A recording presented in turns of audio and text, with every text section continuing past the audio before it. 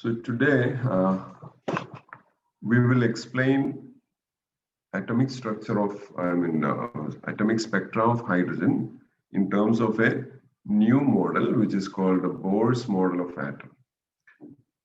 നിങ്ങൾ പ്ലസ് ടുവിന് Bohr model പഠിക്കുന്നില്ലേ? കുറെ കാര്യങ്ങളൊക്കെ പഠിച്ചിട്ടുണ്ടല്ലേ? അതുകൊണ്ട് തന്നെ ഞാൻ അത് കൂടുതലായിട്ട് ഡീപ്പായിട്ട് പോകുന്നില്ല. അതിൽ പ്രധാനപ്പെട്ട കാര്യങ്ങൾ മാത്രം ഞാൻ ഇവിടെ പറയാം. So what are the drawbacks of Rutherford model? It couldn't explain the stability of atom, right? Because it doesn't explain anything about the stability. Electron, while revolving around the nucleus, will emit radiation, lose some of the part of its energy, and spiral into nucleus. So that doesn't happen in the real world. That means the model needs a further modification. There comes Bohr's model of atom, proposed by Niels Bohr. So to overcome the defects of Rutherford atomic model and to explain the hydrogen atomic spectra, he proposed some of the modifications, which was actually based on Planck's quantum theory. We have already studied Planck's quantum theory and we have seen Planck's equation as well. So we will now begin with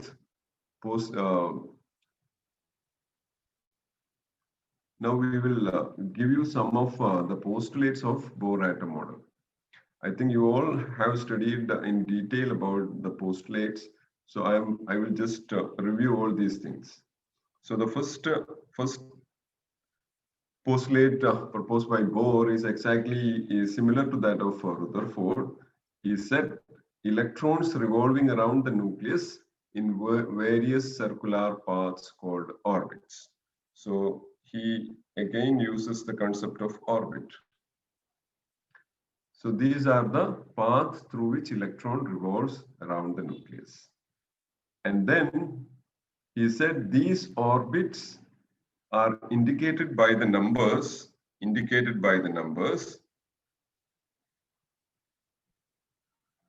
1, 2, 3, 4, etc. Or in terms of letters, first orbit is represented by K, second by L, third by M, fourth by N, etc. We sometimes used to say these as shells, right? So these are the orbits. First orbit, second, third, fourth, etc. Now, the second postulate, he said, each orbit, that is the orbit numbered 1, 2, 3, etc., is having a fixed amount of energy. In order to overcome the unstable hydrogen atom, unstable model proposed by Rutherford, Bohr said each orbit is having a fixed amount of energy, and therefore these orbits are also stable. These electrons are also stable. Electrons are revolving around the nucleus, right? And in a particular path called orbits. And these electrons or these orbits itself possess a particular amount of energy, a fixed amount of energy. And these orbits are sometimes called stationary states. These are called stationary states, like stationary orbits. Sometimes called stationary states or stationary energy levels. Why stationary? It's because the energy of each Bohr orbit is fixed. ഓരോ Bohr ഓർബിറ്റിനും ഒരു പ്രത്യേക energy ഉണ്ട്. ആ energy fixed ആണ്, ഒരിക്കലും മാറില്ല, constant ആണ്, right? So because just a minute, connection എററെ കുറിച്ച് പേര് പറയുന്നുണ്ടേ, ഒരു second.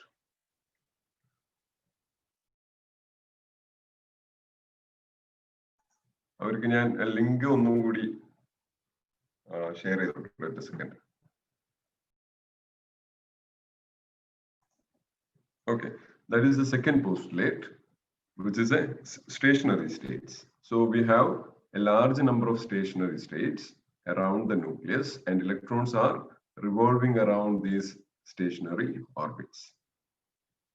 Now, the third point he said is, with the increase in distance from the nucleus, energy of the orbit also increases. So we already know that we have a small positive center, which is called nucleus. ഇതൊക്കെ ബോറും പറഞ്ഞിട്ടുണ്ട് കേട്ടോ. Rutherford പറഞ്ഞ കുറെ കാര്യങ്ങളൊക്കെ ബോറും പറഞ്ഞിട്ടുണ്ട്. ഇപ്പൊ ന്യൂക്ലിയസിനെ കുറിച്ച്, പിന്നെ atom, most of the atom is space of the atom is empty, അതൊക്കെ പറഞ്ഞിട്ടുണ്ട്. പിന്നെ അതിന്റെ additionally he said we have a different large number of orbits. ഇങ്ങനെ ഒരുപാട് ഓർബിറ്റ്സ് ഉണ്ട് അല്ലെ. സോ ഈ ഓർബിറ്റ് ന്യൂക്ലിയസിന് അകന്ന് പോകുന്നതിനനുസരിച്ച്, say this is far from the nucleus, this is the kth shell, lth shell, mth shell, etc. ഇവിടെ mth shell ആണ് കുറച്ചുകൂടി അകലെ ഇരിക്കുന്നത് അല്ലെ. So with the increase in distance from the nucleus, the energy of the orbit increases. എന്ന് വെച്ചാൽ ഇതിലിപ്പോ k, l, m shell ഉണ്ട്. അതിൽ mth ഷെല്ലിനാണ് എനർജി മറ്റു രണ്ട് ഷെല്ലിനേക്കാൾ കൂടുതൽ. അല്ലെങ്കിൽ അതിനപ്പുറത്തിരിക്കുന്ന mth കഴിഞ്ഞാൽ nth ഷെല്ലാണ്. nth ഷെല്ലിനാണ് എനർജി മറ്റു മൂന്ന് ഷെല്ലിനേക്കാൾ, അല്ലെങ്കിൽ എനർജി സ്റ്റേറ്റിനേക്കാൾ, സ്റ്റേഷനറി സ്റ്റേറ്റിനേക്കാൾ എനർജി കൂടുതൽ. മനസ്സിലായോ? സോ ഏതായിരിക്കും ഏറ്റവും എനർജി കുറഞ്ഞ ഷെൽ? ഏതായിരിക്കും? Which will be the lowest energy shell? kth shell അല്ലെ. kth ഷെൽ ആയിരിക്കും ഏറ്റവും എനർജി കുറഞ്ഞ ഷെൽ. അപ്പൊ എപ്പോഴും ഒരു ഇലക്ട്രോണേ, ഒരു ആറ്റത്തിൽ ഒരു ഇലക്ട്രോണേ ഉള്ളൂ എന്ന് കരുതുക. ഹൈഡ്രജൻ ആറ്റം നോക്കുക, ഹൈഡ്രജൻ ആറ്റത്തിൽ ഒരു ഇലക്ട്രോണേ ഉള്ളൂ. അപ്പൊ ആ ഇലക്ട്രോൺ എവിടെയായിരിക്കും, പിന്നെ ഏത് ഷെല്ലിൽ ഇരിക്കാനായിരിക്കും ഇഷ്ടപ്പെടുക? kth ഷെല്ലിൽ ഇരിക്കാൻ. കറക്റ്റ്, kth ഷെല്ലിൽ ഇരിക്കാനായിരിക്കും ഇഷ്ടപ്പെടുക. കാരണം എന്താ? kth ഷെല്ലിലാണ് ഏറ്റവും എനർജി കുറവ്. എനർജി കുറഞ്ഞ സ്റ്റേറ്റിലായിരിക്കും എല്ലാ പിന്നെ ബോഡീസും എനർജി കുറഞ്ഞ സ്റ്റേറ്റിലേക്ക് വന്നിരിക്കാനാണ് എപ്പോഴും ആഗ്രഹിക്കുക അല്ലെ. സോ അതിനെ കുറിച്ച് നമ്മൾക്ക് ഡീറ്റെയിൽ ആയിട്ട് കുറച്ച് കഴിഞ്ഞ് ഡിസ്കസ് ചെയ്യാം. So this is what is third point is, with increasing distance from the nucleus, energy of the orbit also increases. Therefore, the inner orbits are having lower energy than outer orbits. So ഒരു ഷെല്ലില് ഒരു 10 ഒരു ആറ്റത്തിൽ ഒരു 10 shell ഉണ്ടെങ്കിൽ ആ ആറ്റത്തിന്റെ inner shell എന്ന് പറയുന്നത് ആ ന്യൂക്ലിയസിന് അടുത്തിരിക്കുന്ന ഷെല്ലാണ്. മനസ്സിലായോ? Inner shell means the shells that are close to the nucleus. So these shells will have lower energy than shells that are away from the nucleus. So that is the third point. And the fourth point is, when electron is revolving in a particular orbit, it does not absorb energy or it does not lose energy. That is the fourth point. What is that point? When an electron is revolving in a particular orbit, it does not absorb energy or it does not emit energy. Automatically അത് energy absorb ചെയ്യുക, emit ചെയ്യുകയൊന്നും ചെയ്യില്ല. കാരണം ഇത് ആക്സിലറേഷനിലാണ്. Acceleration ആണെങ്കിൽ കൂടി ആ ഓർബിറ്റിന് ഒരു പ്രത്യേക ഫിക്സഡ് amount of energy ഉള്ളതുകൊണ്ട് that electron doesn't absorb or emit radiation unless the light is or unless it is supplied with external energy.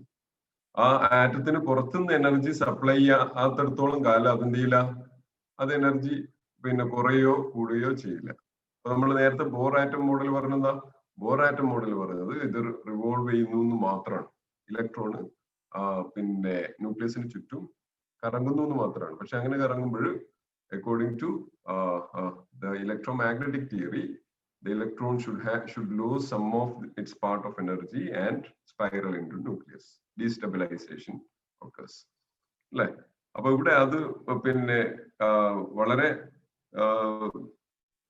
നീറ്റായിട്ട് അത് എന്ത് ചെയ്തു? ബോർ ആറ്റം മോഡൽ അതിന്റെ സ്റ്റെബിലിറ്റിയെ കുറിച്ച് പറഞ്ഞു.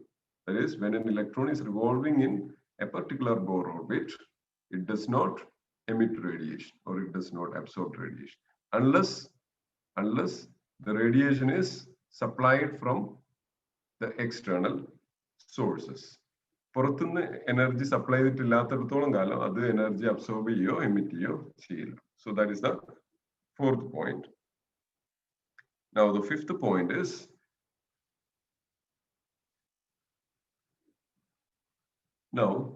ഞാനിപ്പോ പറഞ്ഞ എന്താണ്, ഇലക്ട്രോൺ ആ ഓർബിറ്റിൽ ഇരിക്കുന്നിടത്തോളം കാലം അത് എന്തില്ല, അതിന്റെ എനർജി കുറയോ കൂടിയോ ചെയ്യില്ല. അതേസമയം ഞാൻ പുറത്തുനിന്ന് എനർജി സപ്ലൈ ചെയ്ത് നോക്കുക. എങ്ങനെയാ പുറത്തുനിന്ന് എനർജി സപ്ലൈ ചെയ്യുക? നമ്മൾ നേരത്തെ കണ്ടു, ഹൈഡ്രജൻ മോളിക്യൂള് ഡിസ്ചാർജ് ട്യൂബിലിട്ട് ഇലക്ട്രിക്കൽ എനർജി കൊടുത്തപ്പോൾ, ഇലക്ട്രിക്കൽ സ്പാർക്ക് കൊടുത്തപ്പോൾ അത് സ്പ്ലിറ്റ് ചെയ്ത് ഹൈഡ്രജൻ ആറ്റം ആയിട്ട് മാറി. ഈ ഹൈഡ്രജൻ ആറ്റം എക്സൈറ്റഡ് ഹൈഡ്രജൻ ആണ് അല്ലെ, എനർജി കൂടിയ ഹൈഡ്രജൻ ആണ്. അപ്പൊ എനർജി കൂടുതൽ എങ്ങനെ കിട്ടിയത്? പുറത്തുനിന്ന് എനർജി സപ്ലൈ ചെയ്തപ്പോഴാണ്. പുറത്തുനിന്ന് എങ്ങനെയൊക്കെ എനർജി സപ്ലൈ ചെയ്യാം? ഇലക്ട്രിക്കൽ എനർജി ആയിട്ട് സപ്ലൈ ചെയ്യാം. പിന്നെ മറ്റൊരു സാധാരണഗതിയിൽ സപ്ലൈ ചെയ്യുന്ന രീതി എന്ന് വെച്ചാൽ ലൈറ്റ് സപ്ലൈ ചെയ്യലാണ്, അല്ലെങ്കിൽ റേഡിയേഷൻ സപ്ലൈ ചെയ്യലാണ്. So when you give radiation, that is quanta, like radiations are packets of energy according to Planck's quantum theory. So when you supply quantas of energy, then what happens? See, then electron will absorb this quanta and jump to higher energy orbit. Higher energy orbit, higher energy orbits. So say for example, suppose I have hydrogen atom.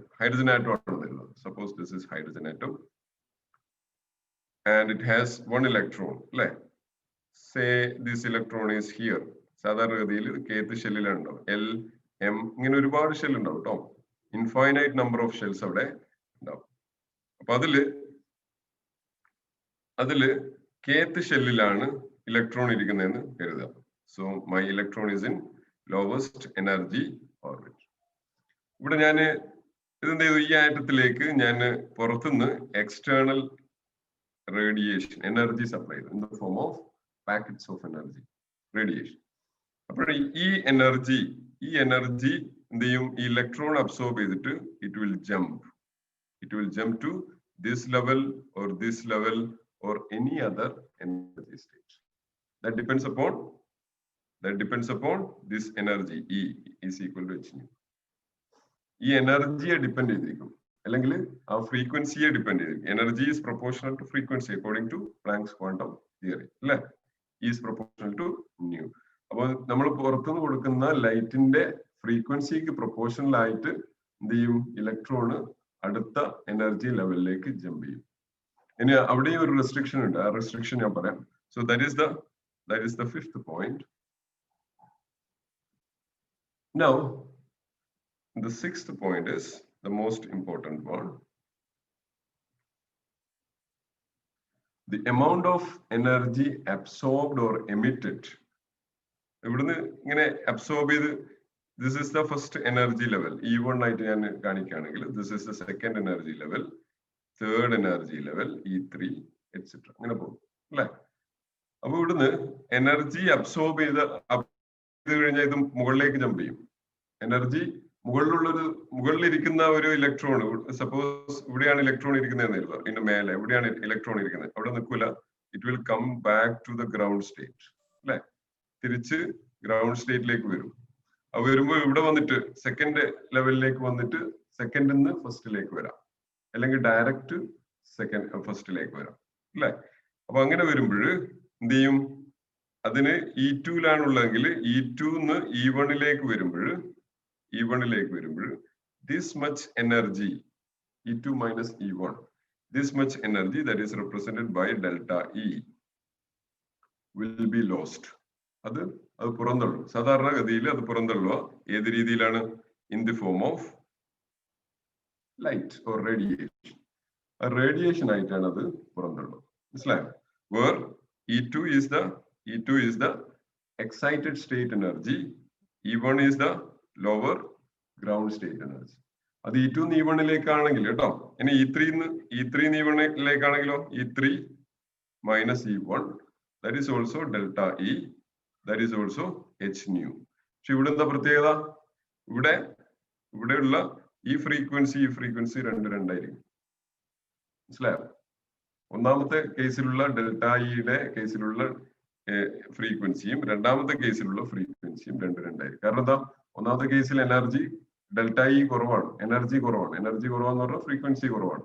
രണ്ടാമത്തെ കേസിൽ മൂന്നാമത്തെ സ്റ്റേറ്റിൽ നിന്ന് ഒന്നാമത്തെ സ്റ്റേറ്റിലേക്കാണ് വരുന്നത്. അപ്പൊ energy കൂടുതൽ. Difference is delta is much more than delta in the first case. So normally അത് എമിറ്റ് ചെയ്യുന്ന റേഡിയേഷന്റെ ഫ്രീക്വൻസിയും കൂടുതലായിരിക്കും. This frequency will be higher. So that is the 6th point. Now, another important postulate is the angular momentum.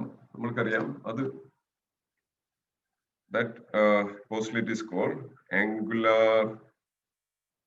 momentum quantization.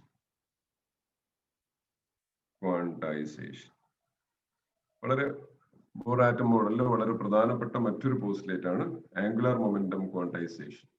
ഓരോ ഇലക്ട്രോണിനും angular momentum ഉണ്ടാവും അല്ലേ?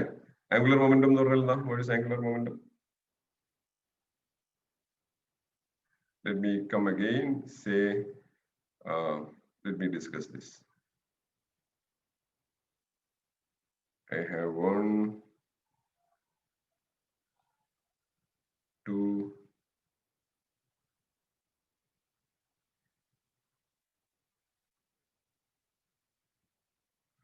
okay.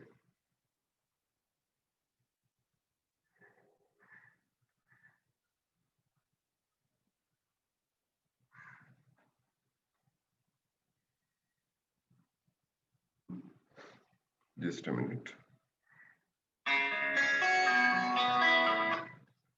So I have a nucleus with positive charge. Hydrogen atom in the case.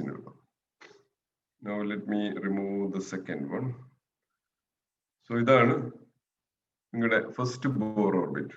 Electron, ഒറ്റ second, ഒരു call വന്നിട്ടുണ്ട്. Jason sir.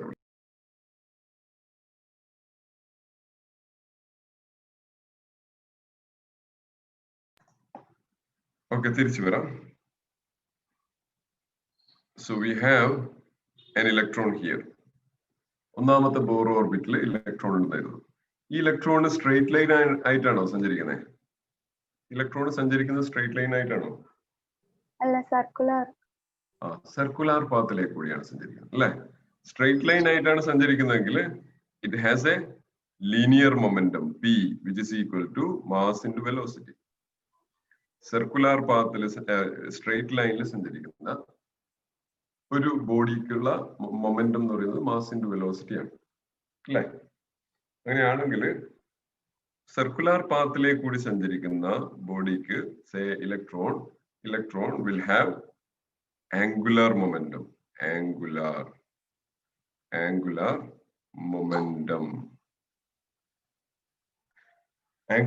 എന്ന് പറയുന്നത് moment of inertia of that body into angular velocity ആണ്.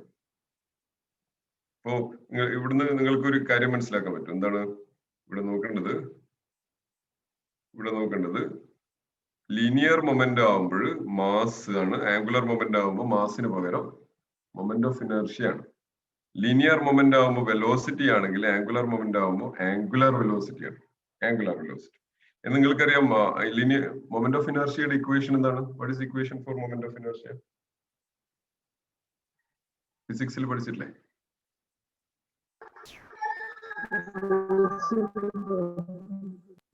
mr². Yes, mass in mr². Correct. Exactly, mr². Angular velocity എന്ന് പറയുന്നത് linear velocity divided by radius ആണ്. r ആണ്. എന്താണ് r? r എന്ന് പറയുന്നത് ഇതാണ്, ഈ distance. This distance is r. Okay. So what is angular momentum actually? You can cancel r and r, so it becomes mvr. This is angular momentum, L. Angular momentum. This is the angular momentum. So a revolving a body that is moving in a circular path will have an angular momentum mvr. ഈ bore പറഞ്ഞത് ഇതാണ്, angular momentum of an electron. ഇവിടെ electron ആണ് പിന്നെ circular പാത്തിലേക്ക് കൂടി സഞ്ചരിക്കുന്നത് അല്ലെ. Angular momentum of an electron in A particular orbit will be equal to some number, some whole number multiplied by h by 2 pi. അങ്ങനെ വരുള്ളൂ, മനസ്സിലായോ? ഇവിടെ എന്താണ്? n can have value 1, 2, 3, 4 etc. n will always be an integer. ഒരിക്കലും അത് fraction ആവില്ല. That is the biggest biggest findings that Bohr postulated. ഒരിക്കലും അത് ഫ്രാക്ഷൻ ആവില്ല. എന്ന് വെച്ചാല് ഒരു പിന്നെ ഇലക്ട്രോണിന് ഏതൊക്കെ ആംഗുലർ മൊമെന്റം വരാം? ഈ h by 2 pi ഒരു ഷോർട്ട് ആയിട്ട് പറയാം, സാധാരണ h ക്രോസ് എന്നാണ് കേട്ടോ, h cross. So I can write this as nh cross. So this can be written as an electron can have angular momentum h cross, 2h cross, 3h cross, 4h cross etc. Electron ഈ angular momentum മാത്രമേ ഉണ്ടാവുള്ളൂ, അല്ലാതെ അതിന് ഒരിക്കലും എന്തുണ്ടാവില്ല? 1/2 h cross ഉണ്ടാവില്ല, 3/2 h cross ഉണ്ടാവില്ല. ഇതൊക്കെ fractions ആണ്. ഇങ്ങനെ ഒരിക്കലും ഇലക്ട്രോണിന് ആംഗുലർ മൊമെന്റം ഉണ്ടാവില്ല എന്നാണ് പറഞ്ഞത്. So electron will have discrete amount of angular momentum and this is called angular momentum quantization. ഇതാണ് ആംഗുലർ മൊമെന്റം ക്വാണ്ടൈസേഷൻ എന്ന് പറയുന്നത്. ഒന്നാമത്തെ ഇലക്ട്രോണിന് ഉണ്ടാവുന്ന ആംഗുലർ മൊമെന്റം എന്ന് പറയുന്നത് h ക്രോസ് ആണ്. കാരണം അത് ഫസ്റ്റ് ഷെല്ലിലാണുള്ളത് അല്ലെ. n1 ആണ് ഇവിടെ, n = 1, ഇവിടെ n = 2, ഇവിടെ n = 3 ആണ്, n = 4. So this is the angular momentum of an electron in the kth shell. This is that of lth shell, mth shell, nth shell, etc.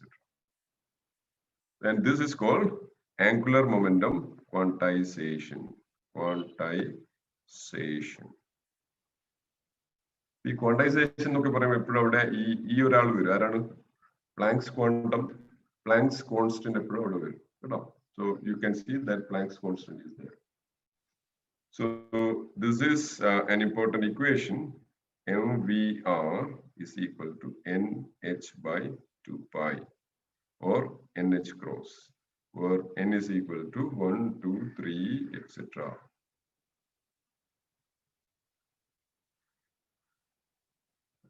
So that's it. ഇതൊക്കെയാണ് പിന്നെ bore atom മോഡലിന്റെ പ്രധാനപ്പെട്ട postulates. ഇനി ഇതിനെ base ചെയ്തിട്ട് നമ്മൾക്ക് ഒരു Bohr ഓർബിറ്റിലെ എനർജി എങ്ങനെ കാൽക്കുലേറ്റ് ചെയ്യുന്നത് നോക്കാം. Energy, how can we calculate energy of a Bohr orbit? So let me take this picture again. Let me copy this.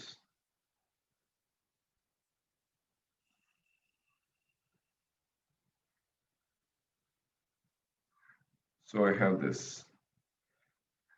Now assume that the electron is moving like this. So in this direction, it is revolving in a circular path. So it will have a, no, it's not working.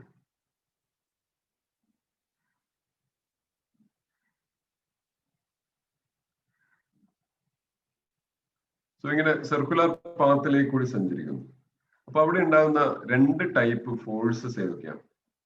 ഈ ആറ്റത്ത് ഒരു nucleus ഉണ്ട്, ഒരു ന്യൂക്ലിയസിൽ ഒരു proton ഉണ്ട്, ഒരു electron അതിന് ചുറ്റും കറങ്ങിക്കൊണ്ടിരിക്കുന്നു അല്ലെ. അപ്പൊ അവിടെ രണ്ട് ടൈപ്പ് ഫോഴ്സസ് ഉണ്ട്. ഏതൊക്കെയാ? ഒന്ന് ഇലക്ട്രോണും ന്യൂക്ലിയസും. കറക്റ്റ്. ഒന്ന് സെൻട്രിപെറ്റൽ ഫോഴ്സും കൊളംബിക് ഫോഴ്സും അല്ലെ, ഇലക്ട്രോസ്റ്റാറ്റിക് ഫോഴ്സ്. ഈ ന്യൂക്ലിയസ് എന്ന് പറയുന്നത് പോസിറ്റീവ്ലി ചാർജ്ഡ് ആണ്, ഇലക്ട്രോൺ എന്ന് പറയുന്നത് നെഗറ്റീവ്ലി ചാർജ്ഡ് ആണ്. So this negatively charged ion and positively charged electron will attract. പക്ഷെ അത് അവിടെ നിൽക്കുകയാണോ? അല്ല, കറങ്ങുക അല്ലെ. It is fastly moving around this orbit. അങ്ങനെ കറങ്ങുന്ന സമയത്ത് it will have a tendency, this electron will have a tendency to move outwards.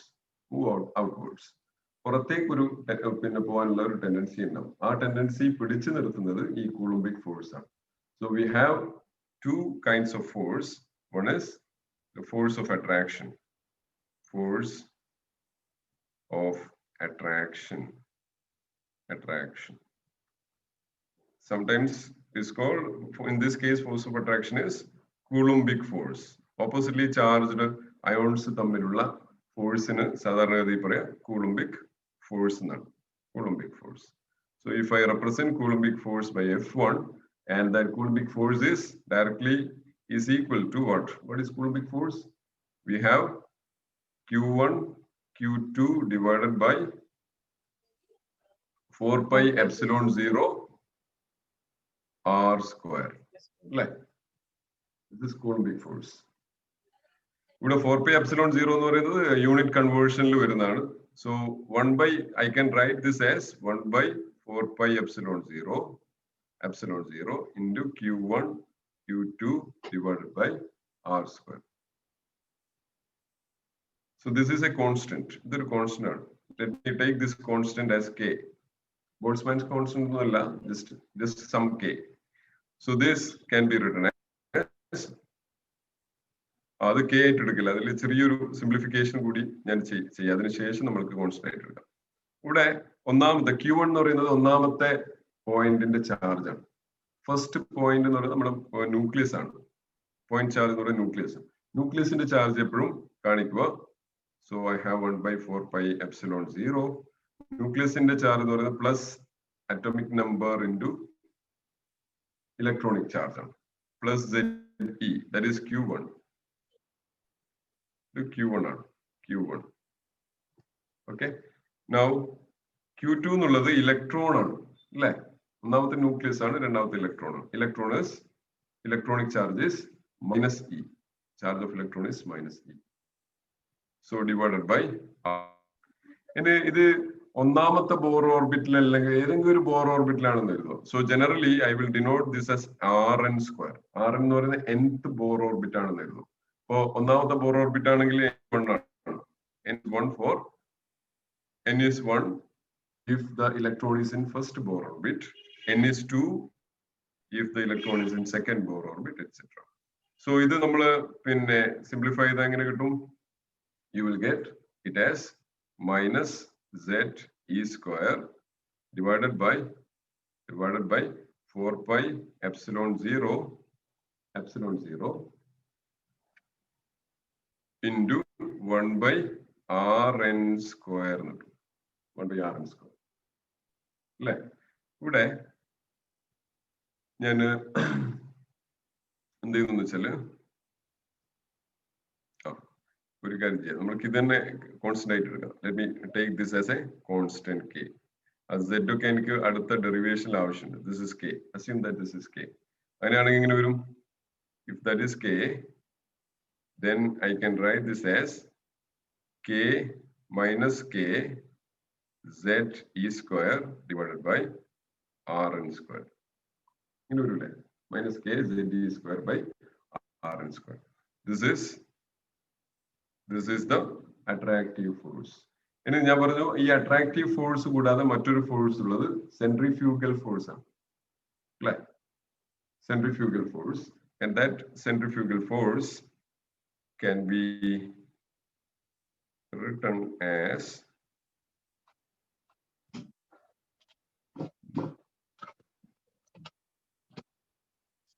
ഒരാൾ mute ചെയ്യാൻ കൊണ്ടുപോയിട്ടുണ്ടല്ലോ. ആരാണത്? Yes, I muted you. So centrifugal force is usually given by the equation mv square by Rn square. Rn square. That is centrifugal force. So we have force of attraction, attractive force, that is Coulombic force, that is F1. Then centripetal force, that is F2. So ഈ രണ്ട് ഫോഴ്സും equal ആകുമ്പോഴാണ് electron ആ ഓർബിറ്റിൽ തന്നെ നിൽക്കുന്നത് അല്ലെ? Electron ആ ഓർബിറ്റിൽ തന്നെ നിൽക്കണമെങ്കിൽ ഈ രണ്ട് ഫോഴ്സും ഈക്വൽ ആണ്.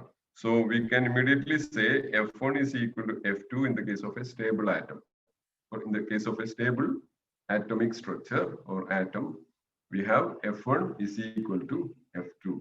And which I can write then minus K ZD square by Rn square is equal to minus mv square by Rn square. Sir, Wait. minus sign എങ്ങനെ വന്നേ സെൻട്രിഫ്യൂഗൽ ഫോഴ്സിന്? അത് നമുക്ക് എടുക്കാം. ഫോഴ്സ് എങ്ങനെയാണ് ഏത് ഡയറക്ഷനിലാണോ പോകുന്നത്, ഞാൻ അതാണ് ഈ നെഗറ്റീവ് ഡയറക്ഷനിലേക്ക് എടുത്തത്. മനസ്സിലായോ? I have taken the force in the negative direction. I think it is more related to physics. Physics il chelappo mv square by Rn ആയിരിക്കും പഠിച്ചിട്ടുണ്ടാവും അല്ലേ? That depends upon the direction. If it is in the opposite direction, I can take it as minus mv square. Rn square ഇല്ല ട്ടോ. ഇവിടെ നോക്കുക. This is just Rn. Rn. Okay, sir. mv square by Rn. This whole thing is physics. So I have this equation, these two equations. This can be equated. And ഇവിടുന്ന് cancel ചെയ്യാനുള്ളതൊക്കെ cancel ചെയ്യാം. Rn ഉം Rn square ഉം cancel ചെയ്യപ്പെടും അല്ലേ? So ബാക്കി എന്താ ഉണ്ടാവുക? ബാക്കി നിങ്ങൾക്ക് ഉണ്ടാവുക നിങ്ങൾ വർക്കൗട്ട് ചെയ്താൽ മതി. From this equation, I can calculate v square, which is equal to k into z into e square divided by m into Rn. M into R.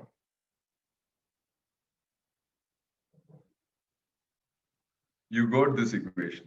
V square is equal to k. K what is k? K is 1 by 4 pi epsilon 0. Epsilon 0. Z എന്ന് പറയുന്നത് എന്താണ്? Atomic number ആണ് കേട്ടോ. Z is atomic number. ഹൈഡ്രജന്റെ കേസിലാണെങ്കിൽ Z 1 ആണ്. For hydrogen, Z is 1. Now M എന്ന് പറയുന്നത് എന്താണ്? M is mass of electron. Mass of electron. ഇത് നമ്മൾക്ക് Millikan's oil drop experiment ഉപയോഗിച്ച് കണ്ടെത്താൻ പറ്റിയിട്ടുണ്ട് അല്ലേ? Already we know that mass of electron is 9.1 × 10⁻31 kilogram. Rn എന്ന് പറയുന്നത് Rn is the distance of electron from the nucleus. Distance of electron from the nucleus. അല്ലെങ്കിൽ ആ ബോർ ഓർബിറ്റിന്റെ radius of the Bohr orbit അല്ലെ? ഈ bore orbit നോക്കുക. ഇപ്പൊ മേലെ ഇടുന്നത് ഇതാണ് R. So this is the radius of the Bohr orbit.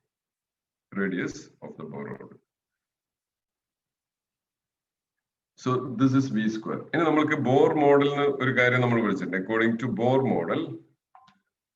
model of angular momentum quantization, we know that mvr is equal to nh by 2 pi. നമ്മൾ പഠിച്ചാണ്. ഇവിടെ നമ്മൾ R എന്തായിട്ട് എടുത്തത്? Rn എന്നാണ് എടുത്തത് അല്ലേ? So I will write R as Rn. So mvrn is equal to nh by 2 pi. ഒന്നാമത്തെ bore ഓർബിറ്റിലാണെങ്കിൽ Rn is R1, n is 1. Okay. So from this we can calculate velocity of the Bohr orbit, which is equal to nh by 2 pi mrn. Right? This is the velocity. So v square is equal to n square h square divided by 4 pi square m square rn square. ഇനി കുറച്ച് മുമ്പേ നമ്മൾക്ക് v സ്ക്വയറിന് ഒരു equation കിട്ടിയിട്ടുണ്ട്. We have ഇവിടെ മേലെ നോക്കുക. മേലെ ഫസ്റ്റ് ഇക്വേഷൻ ഇവിടെയും v സ്ക്വയർ ഉണ്ട്, ഇവിടെയും v സ്ക്വയർ ഉണ്ട് അല്ലെ? അപ്പൊ ലെഫ്റ്റ് സൈഡ് LHS രണ്ടും സെയിം ആണ്. LHS സെയിം ആണെങ്കിൽ RHS should also be same.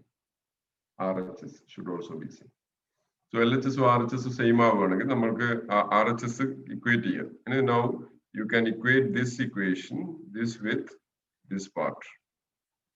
ഇത് രണ്ടും ഇക്വേറ്റ് ചെയ്ത് കഴിഞ്ഞാൽ നിങ്ങൾക്ക് എന്ത് കിട്ടും? You will get an equation for Rn. അത് നിങ്ങൾ കണ്ടുപിടിക്കാം. Let's take it as homework. You have to equate both the equation, and from that equation you can find out Rn.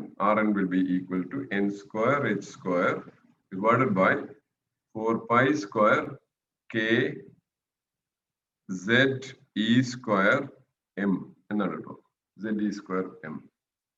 ഇവിടെ കോൺസ്റ്റന്റ്സ് ഏതൊക്കെ? ഇത് നിങ്ങൾ ചെയ്യണം കേട്ടോ. ഇത് ആ രണ്ട് ഇക്വേഷൻ ഇക്വേറ്റ് ചെയ്യുക, എന്നിട്ട് Rnന്റെ ടേമിൽ എഴുതും. Rn ഇതിൽ എന്തൊക്കെയാ കോൺസ്റ്റന്റ് ഉള്ളത്?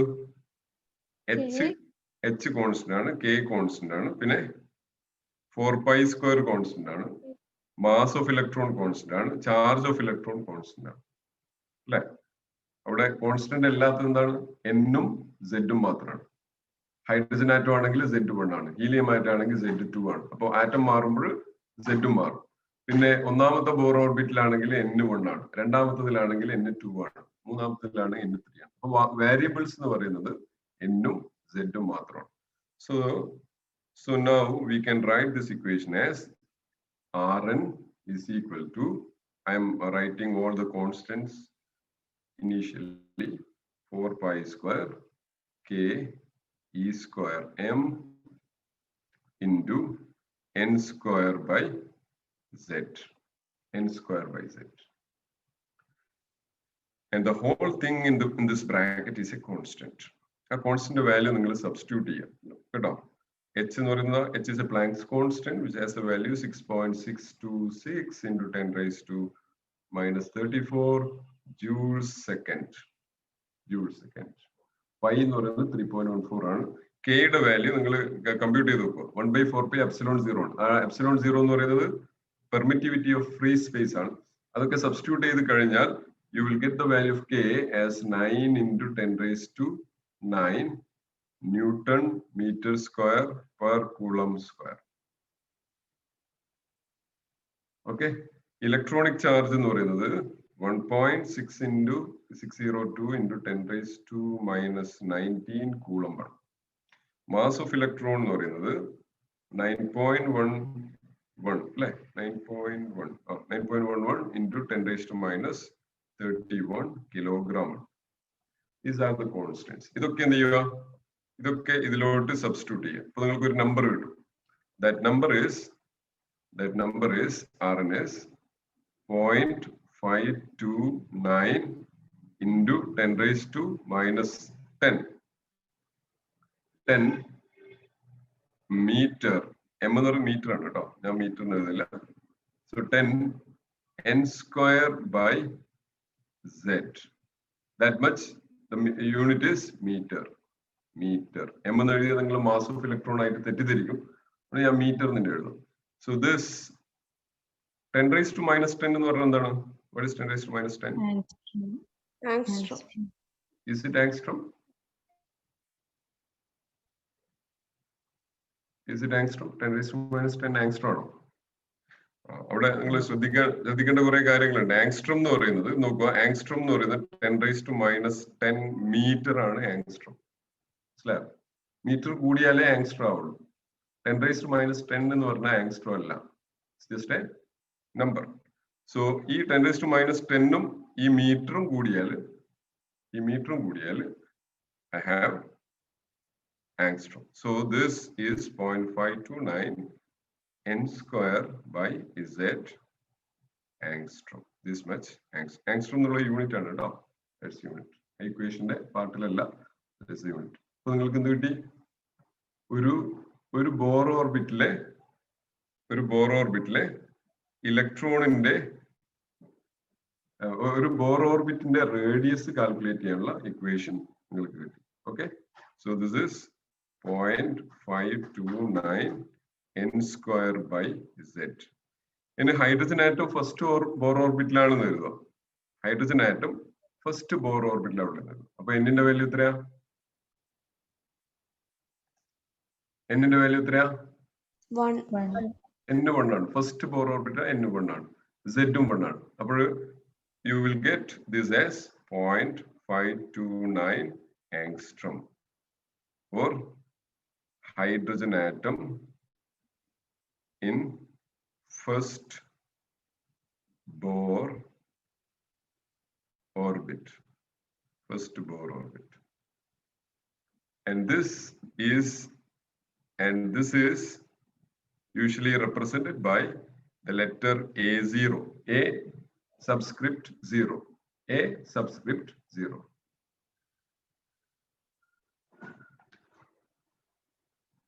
A subscript 0 ആണ്. ഒരു സെക്കൻഡേ.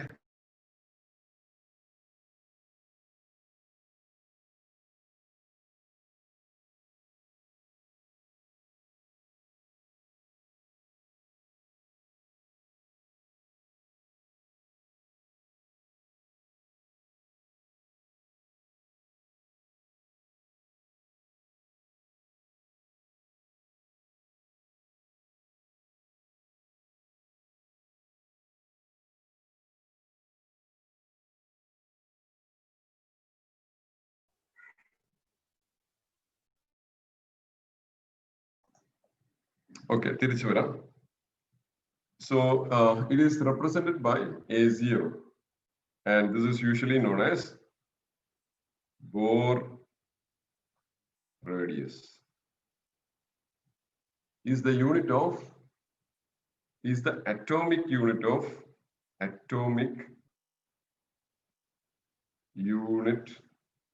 of length. Length in the atomic unit ആണ് Bohr radius എന്ന് പറയുന്നത് കേട്ടോ. നമുക്ക് ഇനി നമ്മൾ ആറ്റത്തിന്റെ ലെങ്ത് പറയാ ഏതിലാണ്? A0ലാണ്. ഒരു 1A0, 2A0, 3A0 എന്നൊക്കെ നമ്മൾ ആ ടേമിലാണ് പറയുക. നമ്മൾ സാധാരണ ലെങ്ത് പറയുന്നത് എങ്ങനെയാണ്? 1 മീറ്റർ, 2 മീറ്റർ, 3 മീറ്റർ എന്നൊക്കെയാണ് അല്ലെ?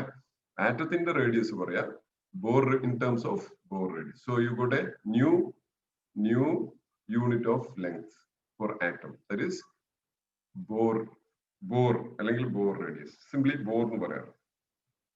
So ആ കാര്യം ഓർത്ത് വെക്കുക. So what is the atomic unit of length എന്ന് ചോദിച്ചു കഴിഞ്ഞാൽ ഉടനെ പറയണം it's Bohr.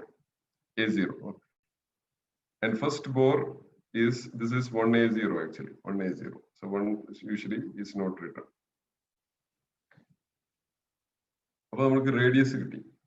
മനസ്സിലായോ? Now ഇനി നമ്മൾക്ക് ഒരു 5 മിനിറ്റ് കൂടിയേ ഉള്ളൂ. ഇതിന്ന് നമ്മൾക്ക് എനർജി കണ്ടുപിടിക്കാൻ പറ്റും. ഇപ്പൊ നമ്മൾ ഒരു ഇലക്ട്രോണിന്റെ നേരത്തെ മേലേക്ക് പോവാം, തിരിച്ചു മേലേക്ക് പോയാൽ നമ്മൾ എന്താ കിട്ടിയത്? what we have got is this Rn. ഇത് കണ്ടുപിടിച്ചു. ഇവിടെ ഒന്നാമത്തെ കേസിലാണെങ്കിൽ N1 ആണ്. മനസ്സിലായോ? N1 Rn കണ്ടുപിടിച്ചു. ഇനി എനിക്ക് ഈ ഇലക്ട്രോണിന്റെ എനർജി കാൽക്കുലേറ്റ് ചെയ്യണം. So I want to calculate the energy of this electron. ആ ഇലക്ട്രോണിന് എന്റെ എനർജിയിലേക്ക് വരുന്ന കോൺട്രിബ്യൂഷൻസ് ഏതൊക്കെയാ? ഒന്ന് കൈനറ്റിക് എനർജിയാണ്, മറ്റൊന്ന് പൊട്ടൻഷ്യൽ എനർജിയാണ് അല്ലെ? So the total energy of an electron in the nth Bohr orbit represented by En will be equal to kinetic energy of the electron in nth Bohr orbit plus potential energy of the electron in the nth Bohr orbit. Kinetic energy is represented by T, potential by V. And namalkariam potential energy Vn is given by force of attractive force or Coulombic force of attraction multiplied by the distance. So force of attraction, we know we have the equation minus k z e square by Rn square. നേരത്തെ നമ്മൾ കിട്ടിയ equation ആണ് Rn square. That is the Coulombic force. Distance എന്ന് പറയുന്നത് എന്താണ്? Rn ആണ് അല്ലേ? Rn ആണ് R അല്ലെങ്കിൽ Rn ആണ് distance. So we got an equation. These can be cancelled. ഏതൊക്കെ cancel ചെയ്യാം? This Rn square and Rn can be cancelled. So from this you got an equation for potential energy which is k z e square by Rn.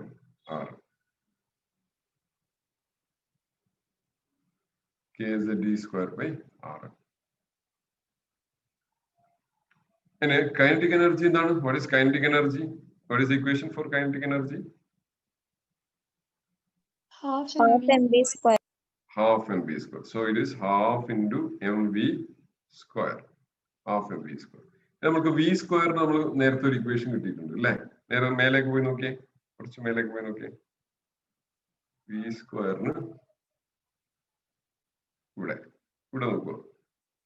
look at this equation. V square is KZE square by MRN. That's what we substitute here. Okay. So if you substitute that equation here, you will get this half into M into K Z E square by MRN, or this can be simplified as K Z E square by 2RN. MO cancel 2R. Okay, so we got kinetic energy expression for kinetic energy and potential energy. This is Vn, and this is, so we have Vn, equation for Vn, and we have equation for Tn. That's add total energy. Total energy. So if I add these two, so En is equal to Vn plus Tn, which is equal to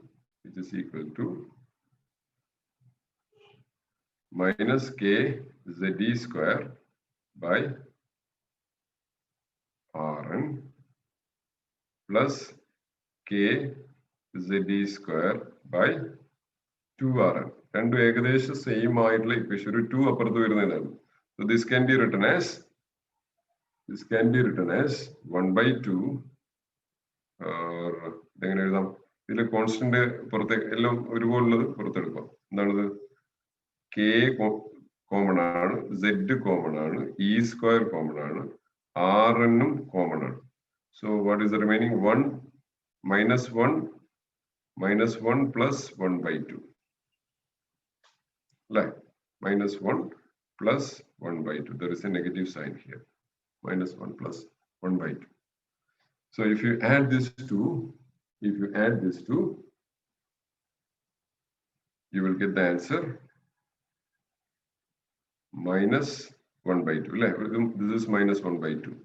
Other than add minus K ZE square by 2Rn. This is total energy, En.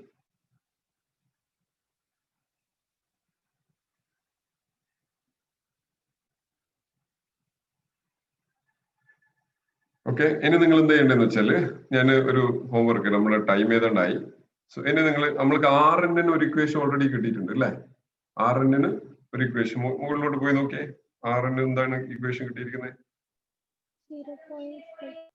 0.5. See, a number insert here. This is the equation for Rn. Equation the equation. Copy. Just let me copy this.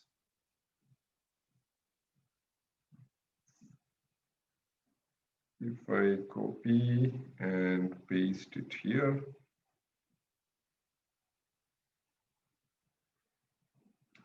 So this is the equation for Rn. Then you have to substitute this here. That would substitute here. Substitute either work out. Substitute either you will get En as minus 2 pi square K square e raised to 4m divided by n square divided by h square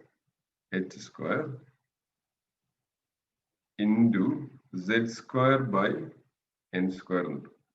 Z square by n square. I substitute within the bracket quantity constant. Each quantity is a constant. So the whole thing inside the brace is a constant. So you can write this equation. Our constant value substitute you will get the value as minus 2.176 into 10 raised to minus 18 into z square by n square. Z square by n square. that much joules. The unit you will get is in joules. So this is the expression for En, energy. Energy ഒരുപാട് unit ഉണ്ട് അല്ലേ? വേറെ ഏതൊക്കെ unit ഉള്ള എനർജിക്ക്? Electron volt ഉണ്ട്, erg ഉണ്ട്, പിന്നെ calorie ഉണ്ട്, അങ്ങനെ ഒരുപാട് യൂണിറ്റ് ഉണ്ട്. ആ യൂണിറ്റിലേക്കൊക്കെ മാറ്റുമ്പോൾ നമുക്ക് എങ്ങനെയാ വരിക നോക്കാം. -2.176 into 10⁻⁻11 z square by n square. This is in erg. Unit is in erg. Erg-ലേക്ക് വരുമ്പോൾ 10⁻18, 10⁻11 ആവും.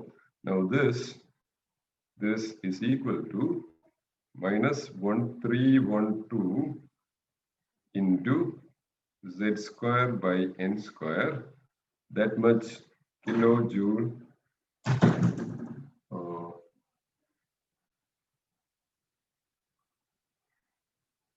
Wait. Minus adala. Just a minute. -313.6 z square by n square.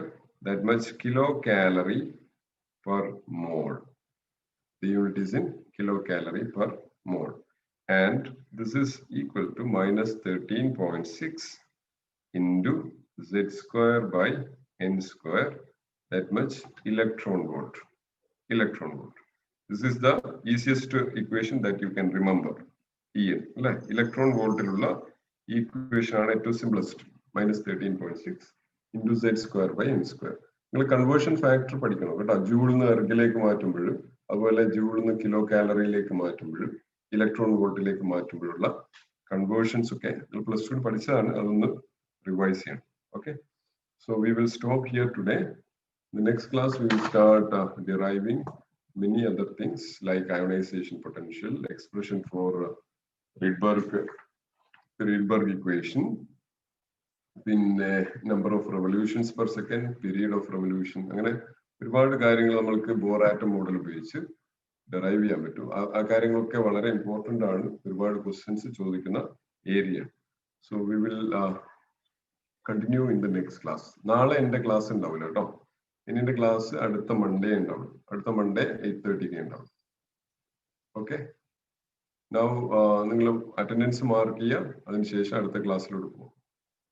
All right. Yes. Thank you, sir.